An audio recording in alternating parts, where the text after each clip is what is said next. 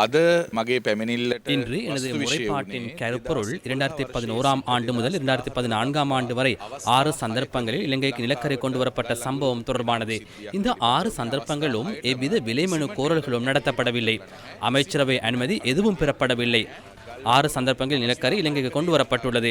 அந்த நிலக்கரியின் அளவு 5 லட்சம் மெட்ரிக் தொன்களுக்கும் அதிகமாகும். அந்த 5 லட்சம் மெட்ரிக் தொன்களுக்கும் அதிகமான நிலக்கரியின் பெறுமதி 52 மில்லியன் அமெரிக்க டாலர்களுக்கும் அதிகமாகும். அக்காலகட்டத்தின் நாணய மாற்று விகிதத்தின்படி பார்த்தால் இதன் பெறுமதி 670 கோடி ரூபாவுக்கும் அதிகமாகும்.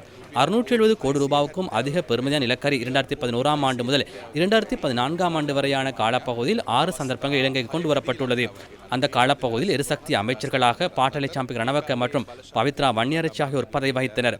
அவர்களின் பதவிக்காலத்தில் இது இடம்பெற்றுள்ளது. இதில் ஏதேனும் மோசடி அல்லது ஊழல் இடம்பெற்றிருக்குமாயின் அது குறித்து கண்டறியுமாறு கோரி ஜனாதிபதி ஆணைக்குழுவின் செயலரிடம் முறைப்பாட்டை கையளித்தேன்.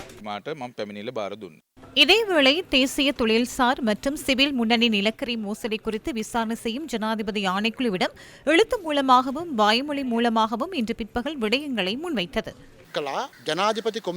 ஜனாதிபதி ஆணைக்குழுவின் விசாரணைகள் முன்னெடுக்கப்படும் அதேவேளை இதற்கு இணையாக இந்த செயற்பாட்டின் ஊடாக அரசாங்கத்திற்கு குற்றவியல் ரீதியாக பொருளாதார நட்டம் ஏற்பட்டுள்ளமை உறுதிப்படுத்தப்படுமாயின் அது தொடர்பில் குற்றப்புலனாய்வு திணைக்களம் மற்றும் லஞ்ச ஊழல் ஆணைக்குழு விரைவாக விசாரணைகளை முன்னெடுத்து நீதிமன்றத்துக்கு விடயங்களை அறியப்படுத்தும் செயல்முறை இடம்பெற வேண்டும் என நாம் கோரிக்கை விடுத்தோம்.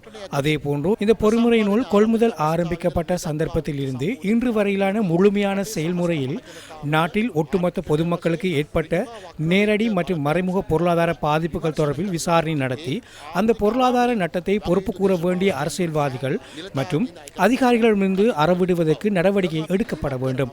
இந்த நாட்டில் உள்ள ஆளும் மற்றும் எதிர்க்கட்சி அரசியல்வாதிகள் இந்த நிலக்கரி மோசடி தொடர்பில் ஆரம்பத்தில் இருந்தே கருத்துக்களை முன்வைத்த நிபுணர்கள், தொழில்சார் வல்லுநர்கள், முன்னாள் அரசியல்வாதிகள், தற்போதைய அரசியல்வாதிகள் மற்றும் இது குறித்து தெளிவுள்ளவர்கள் என அனைவரும் தயவு செய்து உங்களிடம் உள்ள தகவல்களை இந்த ஆணைக்குழுவிடம் கையளித்து இந்த ஆணைக்குழுவின் பொறிமுறையை விரைவுபடுத்த உதவுமாறு நாம் கோரிக்கை விடுக்கின்றோம்.